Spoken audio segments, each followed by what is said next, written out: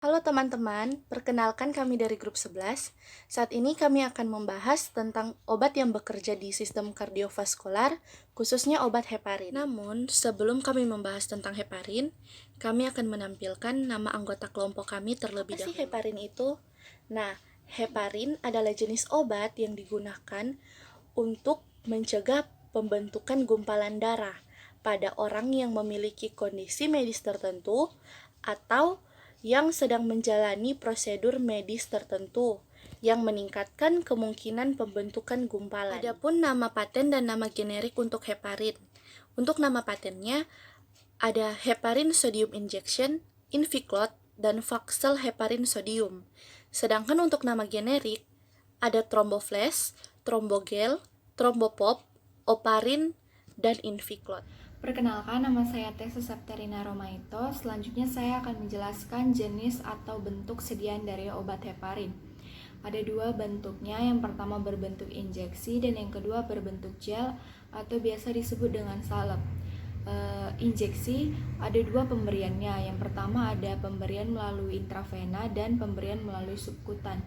Pemberian melalui intramuskular dihindari karena tingginya angka kejadian hematoma pada lokasi injeksi. Dan yang kedua ada gel atau salep. Contoh heparin dalam bentuk gel atau salep ini biasa disebut dengan Thrombopop gel. Obat ini digunakan untuk vebitis superfisia, penyempitan pembuluh vena, dan cedera karena olahraga atau kecelakaan. Selanjutnya ada golongan dan klasifikasi obat. Heparin termasuk kelas obat antikoagulan atau obat pengencer darah. Heparin bekerja untuk mengurangi pembekuan darah. Heparin juga digunakan dalam jumlah kecil untuk mencegah pengumpalan darah dalam kateter atau tabung plastik kecil di mana obat dapat diberikan atau diambil darahnya yang tertinggal dalam pembuluh darah selama periode waktu tertentu. Setelah itu ada indikasi dan kontraindikasi dari obat heparin. Yang pertama ada indikasi atau petunjuk dalam menggunakan obat heparin. Obat heparin sendiri digunakan untuk pengobatan trombosis vena dalam dan embolisme paru, angina tidak stabil, dan profilaksis pada bedah umum. Dan yang terakhir ada infark miokard. Kontraindikasi. Heparin berkontraindikasi terhadap beberapa penyakit dan beberapa gangguan kesehatan lainnya, seperti hemofilia dan gangguan hemoragik lain, trombositopenia, tukak lambung, perdarahan serebral yang baru terjadi, hipertensi berat, penyakit hati berat, gagal ginjal, sehabis cedera berat atau pembedahan mata atau susunan saraf, dan hipersensitivitas terhadap heparin. Efek samping dari heparin itu sendiri dapat berupa perdarahan, nekrosis kulit atau kematian jaringan kulit, trombositopenia atau penurunan trombosit dalam darah, hiperkalsemia atau peningkatan kalsium dalam darah, urtikaria atau ruam kulit, angiodema atau pembengkakan di bawah kulit, dan anafilaksis, yaitu reaksi alergi yang parah dan berlebihan yang berpotensi mengancam nyawa seseorang, dan juga osteoporosis setelah penggunaan jangka panjang, dan biasanya terjadi alopecia. Selanjutnya, kita akan membahas tentang farmakokinetik dan farmakodinamik daripada heparin. Tapi sebelum kita masuk ke pembahasan yang lebih lanjut, kita harus mengetahui secara umum apa sih itu farmakodinamik dan apa itu farmakokinetik. Farmakodinamik adalah suatu studi tentang bagaimana suatu obat mempengaruhi suatu organisme atau makhluk hidup. Sedangkan farmakokinetik adalah suatu studi tentang bagaimana organisme mempengaruhi obat tersebut. Keduanya secara bersama-sama akan memberikan bagaimana pengaruh, dosis, manfaat, dan efek samping daripada suatu obat. Farmakokinetik heparin. Heparin tidak diabsorpsi dengan baik oleh mukosa gastrointestinal dan banyak yang dihancurkan oleh heparinase, yaitu enzim hepar. Oleh karena itu, heparin diberikan secara parenteral, baik subkutan untuk mencegah antikoagulan atau secara intravena untuk mendapatkan respon yang cepat. Farmakodinamik daripada heparin. Heparin diberikan untuk gangguan tromboembolik akut, mencegah pembentukan trombus dan embolisme. Obat ini dipakai dengan efektif pada DIC yang menyebabkan trombus multipil pada pembuluh darah kecil. Kadar PT harus berada 1,5 sampai 2 kali nilai normal untuk berfungsi sebagai terapeutik. Tingkat PT yang lebih tinggi biasanya diperlukan untuk klien yang memiliki katup jantung prostetik, penyakit katup jantung, dan emboli berulang. Jadi selanjutnya kita akan membahas tentang dosis dan cara pemberian obat heparin.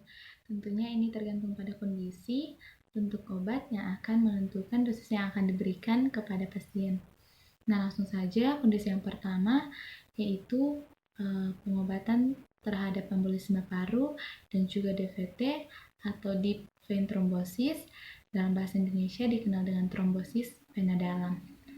Nah, DVT ini yaitu kondisi di mana terjadinya penggumpalan darah pada salah satu atau lebih pembuluh vena dalam.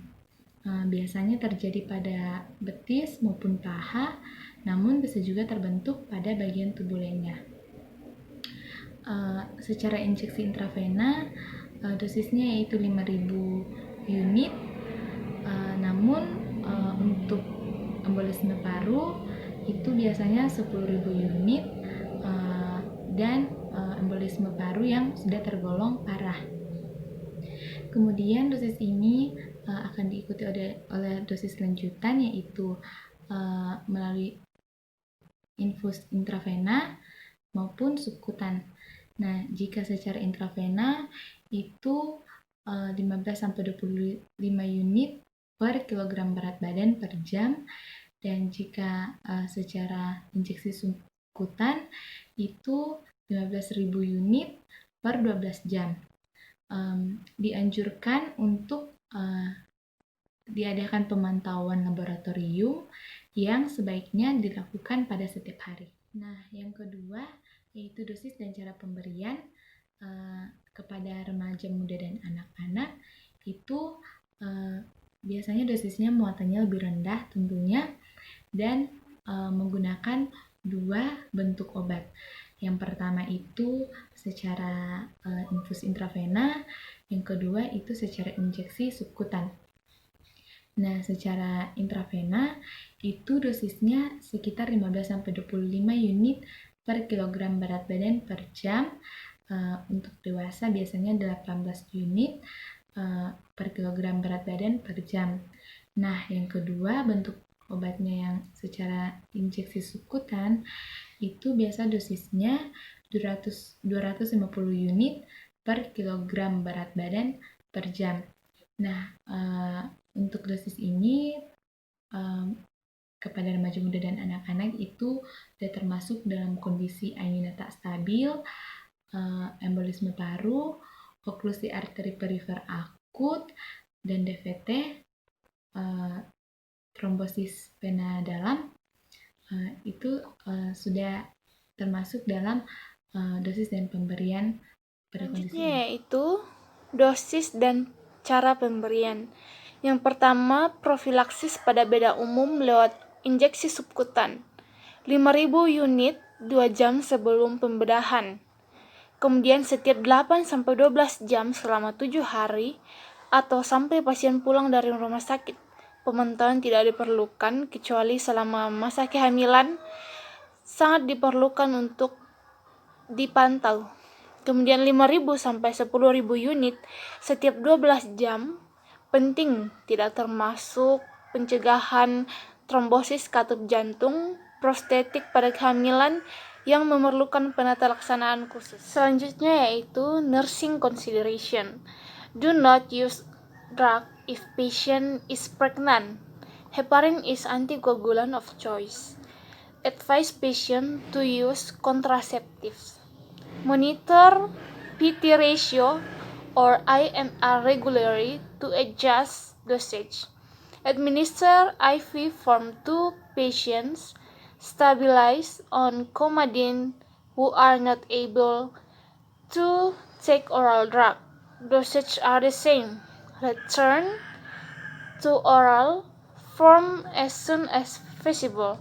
Do not give patient any IM injection. Selanjutnya teman-teman, saya akan menjelaskan mengenai nursing consideration atau pertimbangan keperawatan. Terdapat beberapa poin di dalamnya, diantaranya ialah yang pertama penilaian. Anamnesis diantaranya adalah operasi atau cedera terakhir, sensitivitas terhadap heparin, hiperlipidemia, dan kehamilan. Fisik diantaranya ialah perfusi tepi, tes Quayck-Visses, PTT atau tes lain pembekuan darah, jumlah trombosit, dan tes fungsi ginjal. Yang kedua adalah intervensi. Terdapat beberapa poin di dalamnya, yaitu A. Sesuaikan dosis sesuai dengan hasil tes koagulasi yang dilakukan sesaat sebelum injeksi atau 30 menit sebelum setiap dosis intermiten atau Q 4-6 jam jika dosis IV continue. Rentang terapeutik A PTT adalah 1,5 sampai 2,5 kali kontrol. B. Selalu periksa kompatibilitas dengan solusi IV lainnya. C. Gunakan jarum pengunci heparin untuk menghindari injeksi berulang. D. Berikan injeksi subkutan dalam. Jangan berikan heparin dengan injeksi IM. E. Jangan memberikan suntikan IM kepada pasien yang menggunakan terapi heparin atau heparin merupakan predisposisi pembentukan hematoma. Yang ketiga adalah peringatan. Terdapat beberapa poin di dalamnya, diantaranya ialah A. Berikan tekanan ke semua tempat injeksi setelah jarum ditarik. Periksa tempat injeksi untuk melihat tanda-tanda hematoma. Jangan memijat situs injeksi. B. Aduk rata saat menambah heparin ke infus IV. C. Jangan menambahkan heparin ke saluran infus obat lain dan jangan membonceng obat lain ke dalam jalur heparin. Jika ini harus dilakukan, pastikan kompatibilitas obat. D. Berikan langkah-langkah keamanan seperti pisau cukur listrik, sikat gigi lembut untuk mencegah cedera akibat pendarahan. E. Periksa tanda-tanda perdarahan, monitor tes darah. F. Ingatkan semua penyedia layanan kesehatan tentang penggunaan heparin. Adalah indeks keamanan pada kehamilan. Pemberian heparin pada kehamilan dibagi menjadi dua kategori. Kategori pertama adalah kategori C untuk unfractionated heparin atau biasa disingkat dengan UFH, dan kategori kedua adalah kategori B untuk low molecular weight heparin atau biasa disingkat dengan LMWH. Kategori pertama, kategori C, yaitu unfractionated heparin. Studi telah dilakukan kepada binatang percobaan dan didapatkan hasil adanya efek samping pada janin, sedangkan studi terkontrol pada wanita belum dilakukan. Atau dengan kata lain, studi untuk wanita dan binatang percobaan tidak dapat dilakukan. Mengapa? Karena obat hanya dapat diberikan jika manfaat yang nanti didapatkan lebih besar daripada resiko yang nantinya akan ditimbulkan. Yang kedua adalah kategori B, atau yang kita sebut dengan low molecular weight heparin. Pada kategori B, studi telah dilakukan pada binatang percobaan dan didapatkan hasil tidak adanya resiko pada janin, sedangkan studi terkontrol pada wanita belum dilakukan. Yang terakhir adalah special precaution atau biasa kita sebut dengan tindakan pencegahan. Ada 4 cara yang dapat kita lakukan. Yang pertama adalah kaji apakah pasien memiliki luka atau pendarahan di bagian tubuh pasien. Yang kedua, kaji apakah pasien memiliki riwayat trombositopenia atau kekurangan trombosit. Yang ketiga, jangan pernah pasangkan obat heparin bersamaan dengan obat aspirin atau obat ibuprofen atau obat anti-inflammatory medicine, karena hal tersebut dapat memperparah bleeding atau pendarahan. Yang keempat dan yang terakhir adalah lakukan 6 benar pemberian obat. Yang pertama benar pasien, yang kedua benar obat, yang ketiga benar waktu pemberian, yang keempat benar dosis, yang kelima benar cara, dan yang keenam benar kadaluarsa. Sekian dan terima kasih.